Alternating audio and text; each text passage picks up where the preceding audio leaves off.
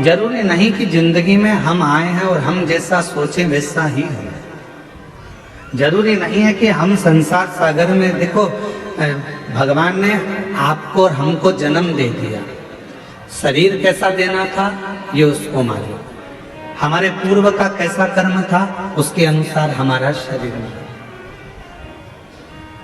आपको और हमको जो शरीर मिला ये हमारे पूर्व के कर्म के अनुसार। आप सुंदर बनकर जन्मे, भगवान की कृपा है। आपके हाथ भगवान ने दिया, भगवान की कृपा है। आपके पांव भगवान ने दिया, भगवान की कृपा है। नेत्र दिए, भगवान की कृपा है। जिह्वा दी, वाणी दी, भगवान की कृपा है। श्रवण शक्ति दी, भगवान की कृपा है। बुद्धि दी, भगवान की कृपा है।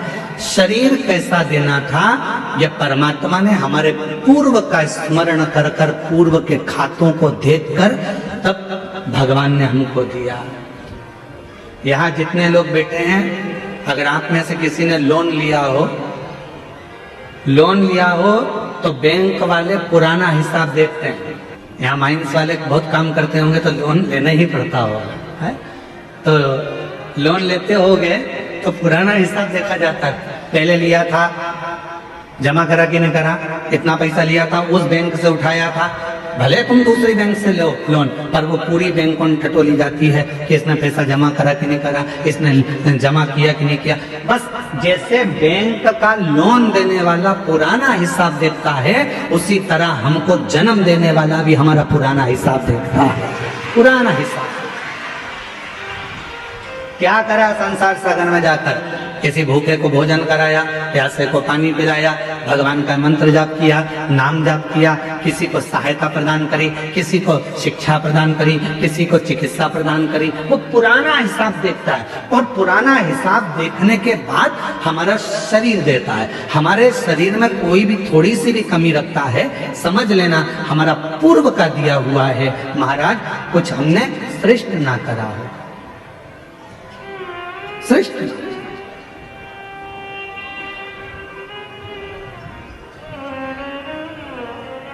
धृतराष्ट्र नेत्र नहीं है। एक बार भगवान द्वारकानाथ से धृतराष्ट्र ने पूछ लिया, क्या बता सकते हो कि मेरे नेत्र क्यों नहीं है? मैं इतना सुंदर जन्मा, मैं इतने बड़े राज्य का राजा बना, मैं इतना बड़ा नरेश बना, मैं इस हस्तिनापुर का राज सिंहासन संभाल रहा हूं और मेरे नेत्र नहीं है। आप बता सकते हो कि मेरी किस्मत ऐसी क्यों लिखी? भगवान द्वारकानाथ ने कहा, पूर्व जन्म में तुम एक सुंदर राजकुमार थे, एक हंस को देख लिया था, उस हंसनी को पकड़ने के चक्कर में वो तुम्हारे हाथ ना आई, तो उसके साथ में जितने भी लोग बच्चे थे उन सब के नेत्र तुमने हर लिए थे, इसलिए तुम्हारे नेत्रों को हरा गया। पूर्व का कर्म। कोई पिछले जन्म के अच्छे कर्म मुझे बाबा तेरा साथ दिया, कोई पिछले जन्म के अच्छे कर्म मुझे बाबा तेरा साथ दिया। जहाँ सारी दुनिया झुकती है, जहाँ सारी दुनिया झुकती है, मुझे वो आली दरबार मिला, दरबार मिला। कोई पिछले जन्म के अच्छे कर्म मुझे बाबा तेरा साथ दिया। पूर्व का हमारा कोई अच्छा पुण्य होगा, अच्छे हाथ पैर दे दिए। पूर्व का हमारा कोई पुण्य होगा, बोलने के लिए वाणी दे दी। पूर्व का अच्छा पुण्य होगा, देखने के लिए नेत्र दे दिए महाराज। और भगवान ने सब कुछ दिया, पूर्व का पुण्य। और फिर याद रखो, हमारे और आपके पिछले जन्म का कोई अच्छा कर्म होगा जो शिव महापुराण की कथा कच्चे गांव में दे दी, ये पुण्य है।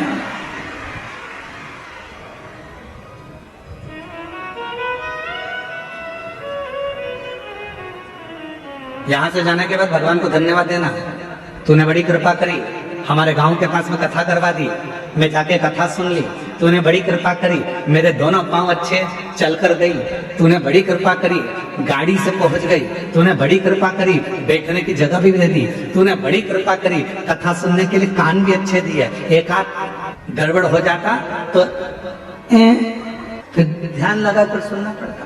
तूने बड़ी कृपा करी, मेरे 2 नेत्र भी है, अगर एक भी गड़बड़ कर देता तो देखने में आनंद, दर्शन में आनंद नहीं आता। तूने बड़ी कृपा करी कि मेरी मुख में वाणी दी, महाराज जब भजन गा रहे थे उनके साथ मैं भी गा रही थी। ये तेरी कृपा है, ये तेरी उदारता है, ये तेरी करुणा।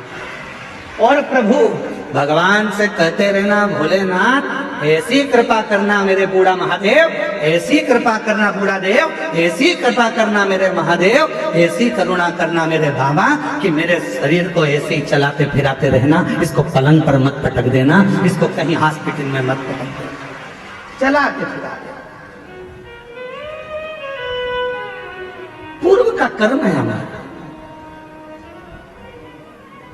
होते कई लोग ऐसे भी होते हैं जिनको खूब समझाओ, पास में कथा हो रही है चले जाओ, भगवान का नाम ले लो, एक लोटा जल चढ़ा दो, भगवान की भक्ति कर लो, पर वो करने को तैयार नहीं होता। उनके लेते नीम के पेड़ के नीचे कितनी भी गुलाब जामुन की चाशनी डालो, नीम मीठी हो जाएगी?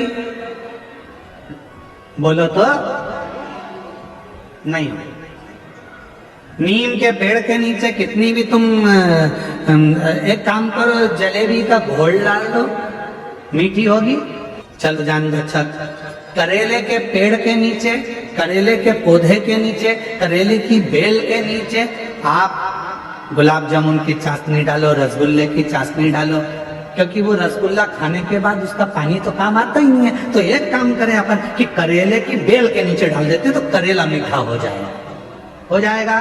करेला करेला ही रहेगा, नीम नीम ही रहेगी। उसको चाहे तुम की कितनी भी गुलाब जामुन की चाशनी डाल लो, चाहे तुम गुड़ डाल लो, शक्कर डाल लो, तुम्हारी मर्जी पड़ जाए जो डाल लो, पर वो नीम नीम रहेगी, कड़वी की कड़वी रहेगी, करेला कड़वा की कड़वा ही रहेगा। उसी तरह अपने गांव में, अपने नगर में, अपने शहर में, अपने मोहल्ले में, अपनी कॉलोनी में, अपने घर में, अपने परिवार में कोई ना कोई एकाध व्यक्ति नीम और करेले जैसा होता ही है। उसको कितना ही समझा लो, कितना ही समझाओ, कितना ही कह लो उसको, वो सुनता ही नहीं, समझता ही नहीं। अब कोई कहे कि गुरुजी वो तो हाँ हमारा रिश्तेदार है, हम तो उसको इतना कहते हैं, फिर भी वो भगवान की बुराई करता है, फिर भी शंकर जी की बुराई करता है, फिर भी एक लोटा जल की बुराई करता है। गुरुजी हमारे यहाँ वो आए थे, इतने बड़े संत महात्मा, वो भी शिव जी की बुराई कर दिया, वो भी इनने भी ऐसा कर। तो कोई कितना ही समझाए, पर वो नीम नीम रहती है, वो करेला करेला ही रहता है, उसको नहीं समझ में। महाराज उसने शरीर दिया कितना अच्छा, उसको साधु का। उसने जन्म दिया अच्छे घर में, अच्छे परिवार में, अच्छे कुल में, ये उसकी कृपा। और उसने मौका दिया भक्ति को करने का, भजन को करने का, ये उसकी कृपा।